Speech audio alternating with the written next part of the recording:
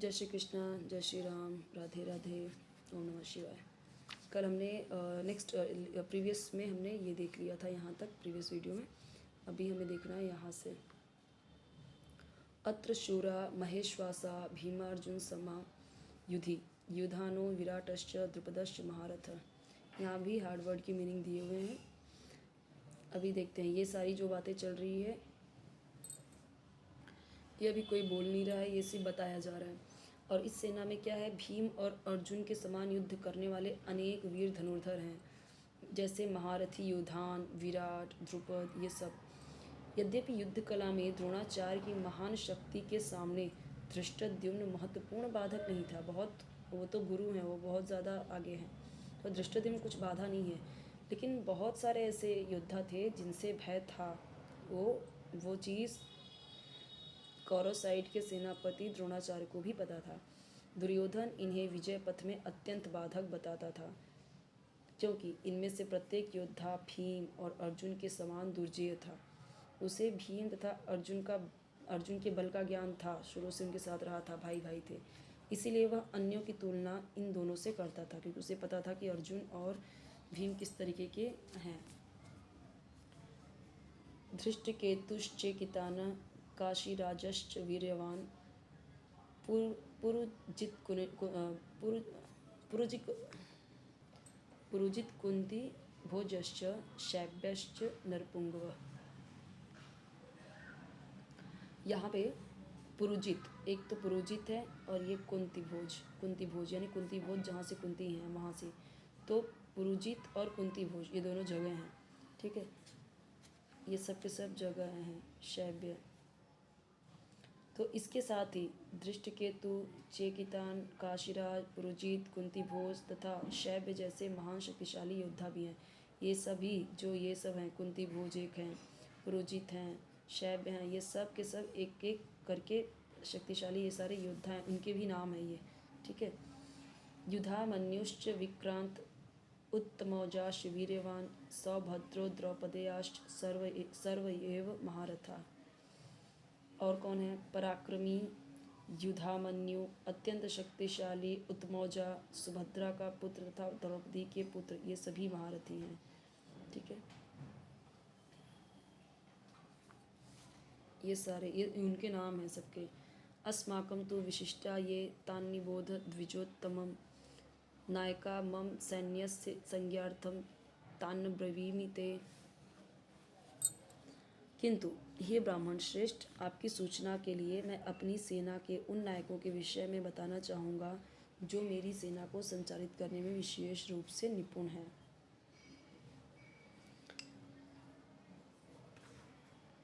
भवान भीष्मश्च कर्णश्च कृपश्च समितिञ्चयः अश्वत्थामा विकर्णश्च सौमदत्तिस्तथैव च। अभी ये लाइन कौन बोल रहा है, ये दुर्योधन बोल रहा है द्रोणाचार्य से, क्योंकि उन्हें क्या बोला है, ब्राह्मण श्रेष्ठ। और फिर ये उन लोगों का नाम बता रहा है कि उसके सेना में कौन कौन है जो इतने अच्छे हैं, जो निपुण हैं युद्ध में। तो इन सब का नाम है कि आप भीष्म, कर्ण, कृपाचार्य, ठीक है, ये सब हो गए। और ये सभी के सभी क्या हैं, हमेशा हमेशा संग्राम विजयी हैं, कभी हारे नहीं हैं। फिर अश्वत्थामा, विकर्ण, ये सारे, और सोमदत्त का पुत्र, ये सब। अब यहाँ पे दिया गया, मेरी सेना में स्वयं आप, भीष्म, कर्ण, कृपाचार्य, अश्वत्थामा, विकर्ण तथा सोमदत्त। स्वयं आप ये किसे बोल रहा है, वो स्वयं आप यानी द्रोणाचार्य को बोल रहा है दुर्योधन कि आप हो, भीष्म है, कर्ण है, कृपाचार्य, अश्वत्थामा, विकर्ण, सोमदत्त का पुत्र भूरिश्रवा। सोमदत्त के पुत्र का नाम क्या है, भूरिश्रवा। ये सभी युद्ध में हमेशा विजयी रहे हैं, कभी हारे नहीं हैं। दुर्योधन उन अद्वितीय युद्धवीरों का उल्लेख करता है जो हमेशा विजयी होते रहे हैं। तो यहाँ पे हमने सारा देख लिया, विकर्ण दुर्योधन का भाई है, ये सब हमने यहाँ पे देख लिया है। और कर्ण अर्जुन का भी आधा भाई है, क्योंकि वह कुंती के गर्भ से राजा पांडु के साथ विवाहित होने के पूर्व उत्पन्न हुआ था। कुंती की शादी के पहले कर्ण पैदा हुआ था सूर्यदेव की कृपा से, आशीर्वाद से। कृपाचार्य की जुड़वा बहन द्रोणाचार्य को ब्याही थी। ये जो कृपाचार्य हैं, ऋषि हैं, वो उनकी जुड़वा बहन जो थी द्रोणाचार्य की, कृपाचार्य की बहन की शादी द्रोणाचार्य से हुई थी। अन्ये च बहवः शूरा मदर्थे त्यक्तजीविता नाना शस्त्र प्रहरणा सर्वे युद्ध विशारदा। यहाँ पे ही देखो ऐसे अनेक और भी वीर हैं जो मेरे लिए अपना जीवन त्याग करने के लिए उद्यत हैं। ये सब दुर्योधन बोल रहा है। वे अलग अलग प्रकार के हथियारों से सुसज्जित और युद्ध विद्या में निपुण हैं। तो जहाँ तक अन्यों का और कौन कौन है, जैसे जयद्रथ, कृतवर्मा। अब जयद्रथ कौन है? दुर्योधन का जीजा है। कृतवर्मा, शल्य का संबंध है। वे सभी दुर्योधन के लिए अपने प्राणों की आहुति देने के लिए तैयार रहते हैं। दूसरे शब्दों में यह भी पूर्ण निश्चित है कि वे अब पापी दुर्योधन के दल में सम्मिलित होने के कारण कुरुक्षेत्र के युद्ध में मारे जाएंगे। ये कंफर्म हो चुका है और वो सबको पता था। तो निस्संदेह अपने मित्रों की संयुक्त शक्ति के कारण दुर्योधन अपनी विजय के प्रति आश्वस्त था। उसे ये कंफर्म था कि इतने बड़े बड़े लोग हैं तो जीतना मुश्किल नहीं है। अपर्याप्तं तदस्माकं बलं भीष्मभिरक्षितं पर्याप्तं त्विदमेतेषां बलं भीमाभिरक्षितम्। तो यहाँ पे क्या बोलता है दुर्योधन? हमारी शक्ति अपरिमेय है और हम सब पितामह द्वारा भली भांति संरक्षित हैं। क्योंकि पितामह को, जो पितामह है यानी भीष्म पितामह, उनको क्या मिला है? उनको मिला है इच्छा मृत्यु की का वरदान। जब तक वो ना चाहे तब तक नहीं मर सकते। जबकि पांडवों की शक्ति भीम द्वारा भली भांति संरक्षित होकर भी सीमित है। क्यों? क्योंकि भीम को ऐसी कोई नहीं है, ऐसा कोई वरदान नहीं है कि जब तक चाहे जिंदा रहें।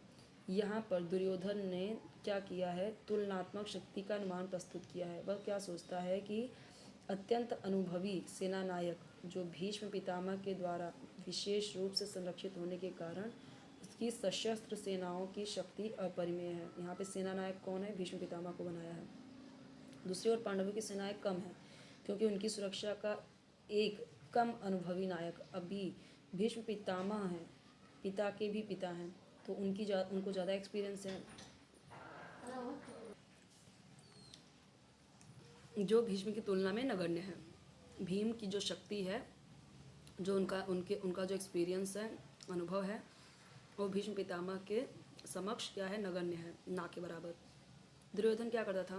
वो हमेशा भीम से जलन रखता था, ईर्ष्या करता था, क्योंकि उसको यह बात पता था कि उसकी जब भी कभी मृत्यु होगी तो भीम के हाथों ही होगी। किंतु साथ ही उसे दृढ़ विश्वास भी था कि भीष्म की उपस्थिति में उसकी विजय निश्चित है, क्योंकि भीष्म कहीं अधिक उत्कृष्ट सेनापति हैं, बहुत अच्छे हैं। वह युद्ध में विजयी होगा, यह उसे दृढ़ निश्चय था। अनेषु च सर्वेषु यथा भागमवस्थिता भीष्मेवाभिरक्षन्तु भवन्तः सर्व एव हि।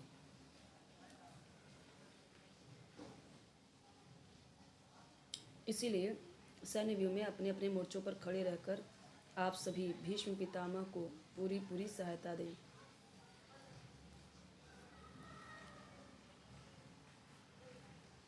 भीष्म पितामह के शौर्य की प्रशंसा करने के बाद दुर्योधन ने सोचा कि कहीं अन्य योद्धा यह न समझ ले। भीष्म पितामह के पहले खूब शौर्य की प्रशंसा जब कर लिया दुर्योधन ने, तो उसने ये सोचा कि बाकी के योद्धा यह न समझ लें कि उन्हें कम महत्व दिया जा रहा है। तो दुर्योधन ने अपने सहज कूटनीतिक ढंग से स्थिति संभालने के उद्देश्य से उपयुक्त शब्द कहे, और उसने क्या कहे बाकी लोगों के लिए? उसने बलपूर्वक कहा कि भीष्मदेव निस्संदेह महानतम योद्धा हैं, किंतु अब वे वृद्ध हो चुके हैं। इसीलिए प्रत्येक सैनिक को चाहिए कि चारों ओर से उनकी सुरक्षा का विशेष ध्यान रखे। हो सकता है कि वे किसी एक दिशा में युद्ध करने में लग जाएं और शत्रु इस व्यस्तता का लाभ उठा ले और दूसरी तरफ से उन पर वार कर दे। इसलिए यह ज़रूरी है कि अन्य योद्धा मोर्चों पर अपनी अपनी स्थिति पर अड़िग रहें और शत्रु को व्यू न तोड़ने दें। जो व्यू इन लोगों ने भी बना के रखा है वो टूटना नहीं चाहिए, ऐसा वो बोल रहा है। दुर्योधन को पूरा विश्वास था कि कुरुओं की विजय भीष्मदेव की उपस्थिति पर ही निर्भर है। भीष्म पितामह गए तो हो गया खत्म। उसे युद्ध में भीष्मदेव तथा द्रोणाचार्य के पूर्ण सहयोग की आशा थी, क्योंकि वह अच्छी तरह जानता था कि इन दोनों ने उस समय एक शब्द भी नहीं कहा था जब अर्जुन की पत्नी द्रौपदी को असहाय अवस्था में भरी सभा में नग्न किया जा रहा था। तो इन लोगों ने कुछ बोला ही नहीं था, तो इसे लगा था पूरी तरीके से हमें ही ये क्या करेंगे, सपोर्ट करेंगे। और जब उसने उनसे न्याय की भीख मांगी थी, यह जानते हुए भी कि इन दोनों सेनापतियों के मन में पांडवों के लिए स्नेह था, दुर्योधन को आशा थी कि वे इस स्नेह को उसी तरह त्याग देंगे जिस तरह उन्होंने द्युतक्रीड़ा के अवसर पर किया था। कुछ नहीं बोले थे उस टाइम पे, तो इस टाइम पे भी कुछ नहीं बोलेंगे, कुछ नहीं करेंगे, पूरी तरीके से लड़ेंगे, ये उसको पूरा विश्वास है। ठीक है, यहाँ से हम देखेंगे नेक्स्ट वीडियो में।